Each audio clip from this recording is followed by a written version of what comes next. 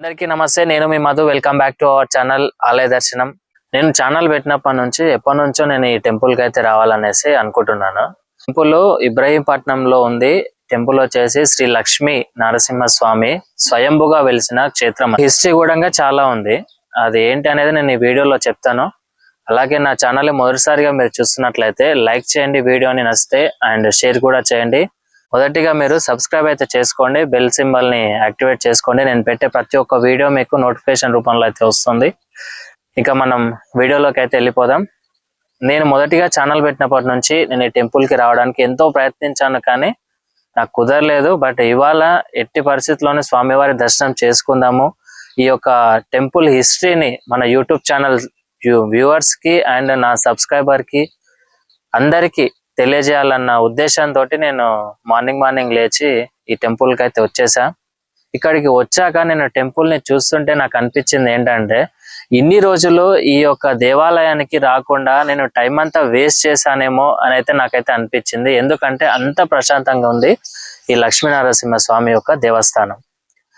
ఈ దేవస్థానం చెప్పుకుంటూ పోతే ఎన్నో విషయాలు ఈ ఆలయంలో భద్రపరుచుకొని భక్తులకి దర్శనం ఇవ్వకుండా ఇన్ని రోజులు ఉన్నాడేమో అని అయితే అనిపిస్తుంది. ఈ ఆలయము దగ్గర 500 సంవత్సరాల నుండి 800 సంవత్సరాల చరిత్ర కలిగిన ఆలయంగా ఈ హిస్టరీ అయితే ఉంది. అయితే ఈ ఆలయము 500 నుంచి 800 సంవత్సరాల పాతది. బట్ కాకపోతే ఇక్కడ స్వామివారు పూజలు కరెక్ట్ గా అంటే నిత్యం పూజల్లో అందుకుంటున్నది మాత్రం ఒక 30 సంవత్సరాల కింది నుంచి వెంకటాచార్యుల గారి చేత పూజలు అయితే అందుకుంటున్నట్టుగా అయితే మనకు ఆలయం హిస్టరీ అయితే చెప్తుంది. ఇక్కడ ఉన్న ఏదైతే లక్ష్మీ నరసింహ స్వామి దేవస్థానం ఉంది కదా, ఈ ఆలయంలో స్వామివారి ఒక్కరే కాదు, ఈ ఆలయంలో హనుమంతుల వారు ఆంజనేయ స్వామి కూడా స్వయంభుగా వెలిసారండి. పడుకొని ఉన్నట్టుగా మనకైతే అనిపిస్తూ ఉంటుంది. ఆలయంలోని ఆ యొక్క విగ్రహాన్ని చూస్తుంటే అయితే 2 కళ్ళు చాలవు. ఎందుకంటే దగ్గర ఒక 8 నుంచి 10 ఫీట్ల పడుకున్నట్టుగా ఇట్లా ఆంజనేయ స్వామి అయితే మనకు ఎంట్రన్స్ లో దర్శనం అయితే ఇస్తాడు. అలాగే లెఫ్ట్ సైడ్ లో కొంచెం ముందుకు వెళ్తే మనకు నాగదేవతలు కూడా దర్శనం ఇస్తారు ఈ ఆలయంలో. వారిని దర్శనం చేసుకున్నాక మనము మెట్ల మార్గం గుండా పైకి వస్తే లక్ష్మీ నరసింహ స్వామి యొక్క గర్భాలయం, ఆ యొక్క స్వామి వారిని అయితే దర్శించుకోవచ్చు. ఇక్కడ ధ్వజస్తంభం కూడా అతి పురాతనమైన ధ్వజస్తంభము. ఇక్కడ కట్టి ఉన్న ఆ ముడుపులు కూడా ఏదంటే మన ధర్మబద్ధంగా ఏదైతే కోరుకుంటామో, అంటే మనకు ఒకరి గురించి చెడుగా అని కాకుండా మనకు న్యాయంగా ధర్మబద్ధంగా ఏదైతే మన కోరిక కోరి అక్కడ ముడుపు కడతామో అది తప్పకుండా నెరవేరుతుంది అని అయితే ఇక్కడ ఈ ఆలయం యొక్క నమ్మకం, ఇక్కడ ఉన్న ప్రజల నమ్మకము. అలాగే ఈ స్వామివారితో పాటు మహాశివుడు, ఇక్కడ అనంత పద్మనాభ స్వామి కూడా ఇక్కడ స్వయంభుగా వెలిసారు. అనంత పద్మనాభ స్వామితో పాటు శ్రీరాముల వారు, ఇక్కడ గణపతి, లక్ష్మీదేవి అండ్ వీరభద్ర స్వామి కూడా ఇక్కడ స్వయంభుగా వెలిసిన క్షేత్రం ఈ లక్ష్మీనరసింహ స్వామి క్షేత్రం. ఈ ఆలయం హిస్టరీకి వస్తే రంగనాయకమ్మ అని చెప్పి ఒక పెద్దావిడ ఉండేది. ఆమెకి ఒక కూతురు ఉండేది. అయితే ఆమె కూతురికి అంటే ఇక్కడ సైడు గొంతులో ఒక గడ్డ అవ్వడం వల్ల ఎన్నో వైద్యం చేసినా కూడా అది సెట్ అవ్వకపోతే ఆమె ఏం చేసిందంటే యాదగిరి గుట్ట లక్ష్మీ నరసింహ స్వామి దగ్గరికి వెళ్ళి ఒక 41 రోజులు ప్రదక్షిణలు చేసి ఆ స్వామివారిని దర్శించుకొని తిరిగి మళ్ళీ రావడం జరిగింది వీరపట్నం. ఈ వీరపట్నం అనే పేరైతే ఏదైతే ఉందో ఇప్పుడు మనం ఇబ్రహీంపట్నం అని అయితే పిలుస్తున్నాం. కానీ ఒకప్పుడు ఈ ఇబ్రహీంపట్నము రజాకారుల హయాంలో, అంటే ఆ టైంలో అంతకు ముందు ఈ ఇబ్రహీంపట్నంని వీరపట్నంగా అయితే ఇక్కడ పేరైతే ఉంది. అది కాలక్రమేణా రజాకారుల టైంలో ఇబ్రహీంపట్నంగా అయితే పేరు మారవడం అయితే జరిగింది. ఆ టైంలోనే అంటే అప్పట్లో వీరపట్నం అని అనేవారు. అయితే స్వామివారు కొలువుదీరింది కూడా ఆ టైంలోనే, అంటే రజాకారుల పాలన కంటే ముందు. అయితే ఎవరైతే రంగనాయకమ్మ గారి కూతురికి ఇక్కడ ప్రాబ్లం ఉందని చెప్పాం కదా, అయితే ఆ స్వామివారిని వెళ్ళి దర్శనం చేసుకొని వచ్చాక ఈ లక్ష్మీ నరసింహ స్వామి ఎవరైతే వీరపట్నంలో కొలువుదీరి ఉన్నాడో ఆ స్వామివారు ఆమెకు కలలో కనిపించి, రంగనాయకమ్మ గారికి కలలో కనిపించి, నేను ఇక్కడ స్వయంభుగా వెలసి ఈ వీరపట్నంలోనే నేను మీకు దర్శనార్థమై ఉన్నాను. వచ్చి దర్శించుకోండి. మీ యొక్క కూతురికి నయం అవుతుంది అని చెప్పి కళల్లో కనిపించి చెప్పడం వల్ల ఆ రంగనాయకమ్మ గారు తమ ఆచార్యులకు చెప్పడం, ఆచార్యులు ఉండేసి మీకు అలా చెప్పారు కాబట్టి తప్పకుండా వెళ్ళి స్వామివారిని దర్శనం అయితే చేసుకోండి అని చెప్పి చెప్పడం అయితే జరిగింది.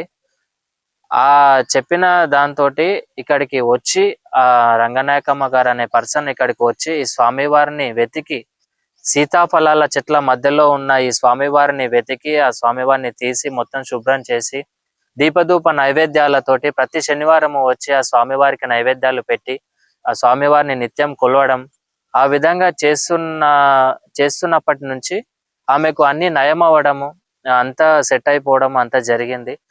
మా కూతురికి కూడా అంటే ఆమెకు కలలో వచ్చిందంట. అంటే ఈ విధంగా వచ్చి ఆపరేషన్ చేసి ఇట్లా గడ్డ తీసేయడము, ఆమె కూతురికి బాగైపోవడము అట్లాంటి ఒక కళ వచ్చిందంట. అయితే లేచి చూసేసరికి నిజంగానే ఆమెకి ఒక ఆపరేషన్ జరిగి అంత కట్టుకట్టినట్టుగా ఉందంట. అంటే ఆ స్వామివారే లక్ష్మీ నరసింహ స్వామి మంగళవారి రూపంలో వచ్చి ఆమెకి ఆపరేషన్ చేసినట్టుగా భావించి ఇక్కడికి వచ్చి నిత్యం పూజలు చేయడము, అలాగే చుట్టుపక్కల ఉన్న రైతులు ఎవరైతే ఉన్నారో, ఈ గ్రామస్తులు ఎవరైతే ఉన్నారో వారు కూడా స్వామివారికి నైవేద్య రూపంలో ధాన్యాలు, చిరుధాన్యాలు ఆ విధంగా పెట్టడం ద్వారా వాళ్ళకి మంచి జరగడం, అప్పటి నుంచి స్వామివారికి నిత్యం పూజలు అనేటివి జరుగుతూ వస్తూ ఉన్నాయి అప్పుడప్పట్లో.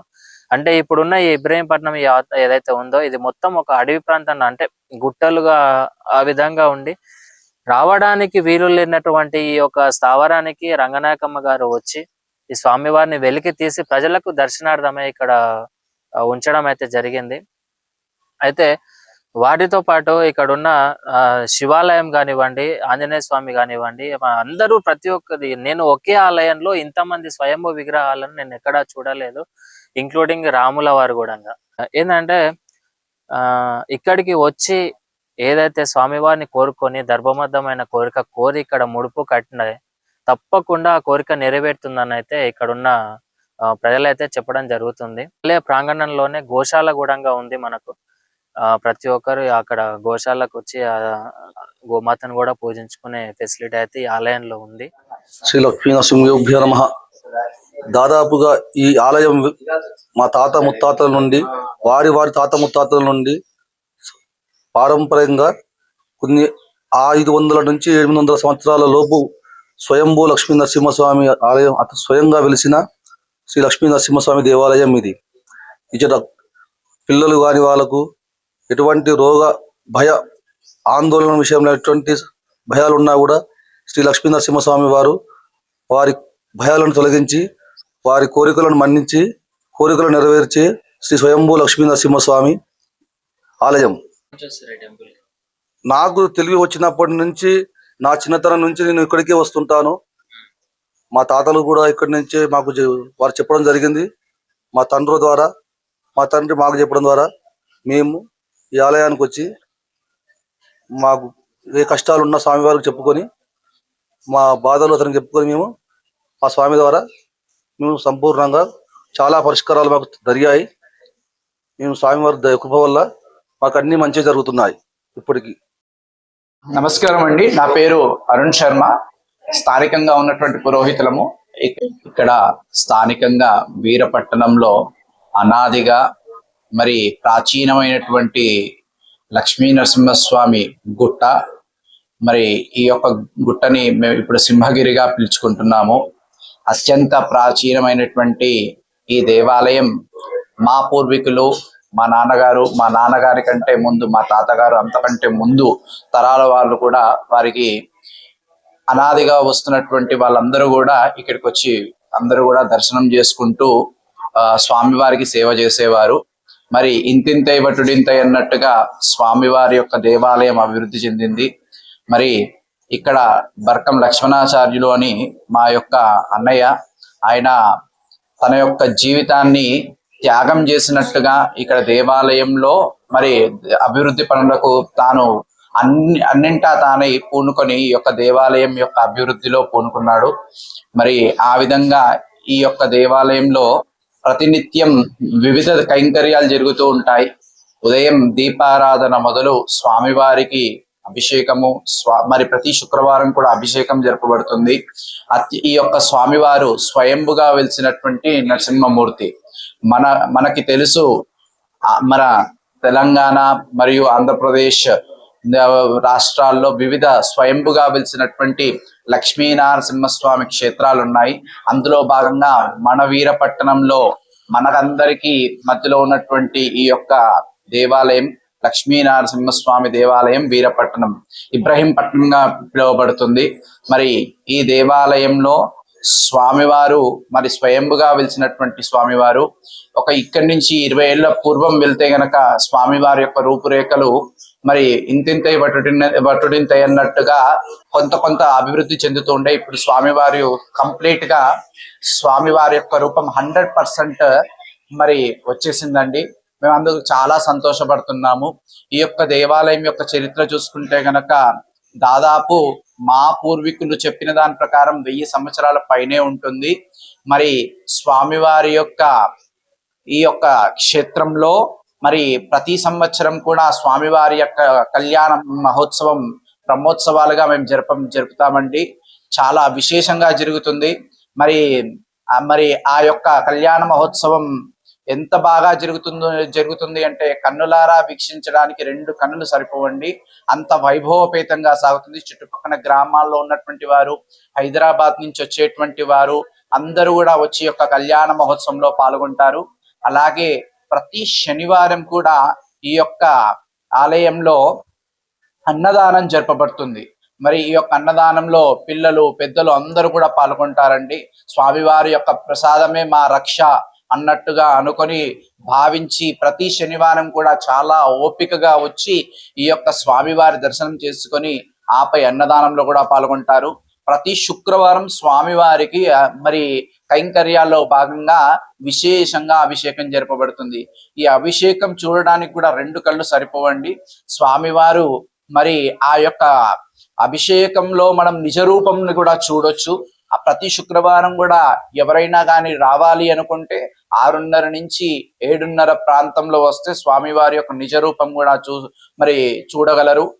భక్తి శ్రద్ధలతో చేసేటువంటి భక్తులను మరి అందరినీ కూడా తమ యొక్క కోరికలను మన్నించి తీరుస్తాడని ఇక్కడ మేము అనాదిగా స్వామివారికి గంధ లేపనం పెడతామండి. ఈ యొక్క ఆలయం డెవలప్మెంట్ లో ప్రతి ఒక్కరు కూడా పాల్గొంటున్నారండి. మరి డెవలప్మెంట్ విషయంలో నా భూతో నా భవిష్యత్తు అన్నట్టుగా గత 10 ఏళ్ల నుంచి జరుగుతున్నటువంటి ఈ యొక్క డెవలప్మెంట్ కార్యక్రమం చూస్తే మేము చాలా ఆనందభరితులవుతున్నాము. మరి అలాగే ఎండోమెంట్ వారు కూడా ఎంతో సహకరిస్తూ ఉన్నారు. స్వామివారి దర్శనం మరి ఈ యొక్క స్వామివారి దర్శనం చేసుకున్న తర్వాత తమ నయనాల్లో ఆ యొక్క స్వామివారిని బంధించుకొని తిరిగి వెళ్తారు. అంతటి ప్రభావమైనటువంటి స్వామివారి యొక్క దర్శనం చేసుకుంటే వారికి అన్ని విధాలుగా స్వామివారి యొక్క ఆశీస్సులు ఉన్నాయి అనేసి ప్రతిరోజు కూడా వచ్చి దర్శనం చేసుకుంటారు, వివిధ సేవలు చేస్తారు. మరి ఇక్కడ అలాగే ప్రతి పౌర్ణమికి కూడా సత్యనారాయణ స్వామి వ్రతం జరుగుతుంది. ఇక్కడికి వచ్చేటువంటి భక్తులు వారి యొక్క కన్నుల్లో స్వామివారిని బంధించుకొని వెళ్తారు అని చెప్పడంలో ఎంతటి అతిశయోక్తి లేదండి. అందరూ కూడా ప్రతి ఒక్కరు కూడా ఈ అవకాశాన్ని సద్వినియోగం చేసుకొని ప్రతి సంవత్సరం వస్తూ ఉంటారు, ప్రతి పౌర్ణమి రోజు వస్తూ ఉంటారు, ప్రతి శుక్రవారం వస్తూ ఉంటారు. అలా ఇక్కడ ముడుపు ఉంటుందండి. ఎవరైతే తమ కోరికలను తీర్చుకుందాము అని మరి తీరట్లేదు అనుకుంటారో వారు ఇక్కడికి వచ్చి స్వామివారిని దర్శించుకొని 11 ప్రదక్షిణాలు దేవాలయం చుట్టూ తిరిగి స్వామివారిని మరి తీరని బాధ ఏదైతే ఉంటుందో అది వేడుకొని స్వామి ఈ యొక్క మా బాధను మరి తొలగించడానికి అనేసి స్వామివారిని మొక్కితే అది ఖచ్చితంగా ఇక్కడ స్వామివారి యొక్క అనుగ్రహం వలన వారి యొక్క కోరికలు తీరి ఎంతో మంది ముడుపులు విప్పిన వాళ్ళు ఉన్నారండి. అలాగే ఇక్కడ చూస్తే గనక పద్మనాభ స్వామి వారు మరి ఇక్కడ ఉన్నారు. మరి అలాగే వెనకల శివాలయం ఉంది. మరి ప్రతి నిత్యం అక్కడ కూడా కైంకర్యాలు జరపబడుతూ ఉంటాయి. సర్వాంగ సుందరంగా ఉండేటువంటి ఆ యొక్క పద్మనాభ స్వామి వారిని చూస్తే ఇంకా చాలు అన్నట్టుగా ఉండేటువంటి ఆ యొక్క విగ్రహమూర్తులు ఆ స్వామివారిని చూసుకుంటే గనక ఎంతో పరమానంద భరితులమై మరి ఆ యొక్క స్వామివారి యొక్క అనుగ్రహం కలిగి మరి ఇక్కడ గుట్ట నుంచి దిగడం జరుగుతుంది. మరి అలాగే అల్వార్లు పద్మనాభ స్వామి వారిని దర్శించుకుంటూ ఉంటారు. శివాలయంలోనైతేనేమి ఇక్కడ ఇప్పుడు ప్రస్తుతం శివస్వాములు ఉన్నారండి. మరి వచ్చేది శివరాత్రి కావున ఆ యొక్క శివరాత్రి పురస్కరించుకొని 41 రోజులు కఠిన దీక్షతో ఉండేటువంటి శివస్వాములు ఇక్కడ కూడా ఉంటారండి. వారు కూడా మరి భక్తిపూరితంగా చేస్తూ ఉంటారు. అలాగే ఇక్కడ అయ్యప్ప స్వాముల వారి సన్నిధానం ఉంది. అలాగే ఇక్కడ ఆయన పంచముఖి హనుమాన్ మరి స్వామివారు స్వయంగా వెలిసినటువంటి స్వామివారి యొక్క దేవాలయం కూడా ఉంది. స్వామివారి యొక్క రూపం ఇంతింత ఇవటింతే అన్నట్టుగా ప్రతిరోజు కూడా కొంచెం వెలుస్తూ ఉంది. మరి చూడాలి. ఇంకొక ఇక్కడి నుంచి ఒక 10-15 సంవత్సరాల్లో స్వామివారి యొక్క ఆకారం ఇంకా అద్భుతంగా ఉంటుండొచ్చు అనేసి మా యొక్క ప్రగాఢ విశ్వాసం. మరి ఆ యొక్క అందరూ కూడా ఇక్కడికి వచ్చేటువంటి వారు ఆంజనేయ స్వాముల వారిని, స్వయంభుగా వెలిసినటువంటి లక్ష్మీ సమేత నృసింహ స్వాముల వారిని దర్శనం చేసుకొని ఆపై అనంత పద్మనాభ స్వాముల వారు అనుకోండి, అలాగే శివాలయంలో ఉన్నటువంటి శివుడు, మరి అలాగే గణపతి, వీరభద్రస్వామి, భవానీ దేవత మూర్తులను దర్శించుకొని కన్నులారా మరి ఆనందభరితులై మరి వెళ్తూ ఉంటారు. మరి ఈ మధ్య కాలంలోనే ప్రారంభమైనటువంటి యొక్క గోదాదేవి కళ్యాణం కూడా ఎంతో విశేషంగా ఇక్కడ జరపబడుతూ ఉంది. అలాగ్రాంతి సమయంలో వచ్చేటువంటి భోగి రోజున జరుగుతూ ఉంటుంది. మరి ఆ యొక్క గోదాదేవి యొక్క ప్రశస్తి కూడా చూస్తూ ఉంటే కళ్యాణం వారిగా కాని వాళ్ళు, పెళ్లి కాని వాళ్ళు కనుక ఈ యొక్క గోదాదేవి కళ్యాణంలో పాలు పంచుకొని కనులారా చూస్తే చాలు ఆ యొక్క గోదాదేవి యొక్క అనుగ్రహం వలన మరి పెళ్లి జరుగుతూ ఉంది, పెళ్లి కుదురుతుంది అనేసి అనేక మంది భక్తులు వస్తూ ఉంటారు. నరసింహస్వామి దేవాలయం స్వయంభుగా వెలిసినటువంటి స్వామివారి యొక్క దేవాలయం ఉంది. రండి, తరలి రండి, స్వామివారిని దర్శించుకోండి. మీ కోరికలు ఏవైనా ఉంటే స్వామివారికి చెప్పుకొని తీర్చుకోండి అని తెలియజేస్తున్నాను. వీడియో కనుక మీకు నచ్చినట్లయితే లైక్ చేయండి, షేర్ చేయండి, సబ్స్క్రైబ్ కూడా చేసుకోండి. లైక్ చేయడం వల్ల ఈ టెంపుల్ యొక్క హిస్టరీ, ఈ టెంపుల్ యొక్క వీడియో ఇంకో 10 మందికి చేరే అవకాశం ఉంది. తప్పకుండా అందరూ లైక్ చేయండి, షేర్ చేయండి, సబ్స్క్రైబ్ కూడా చేసుకోండి.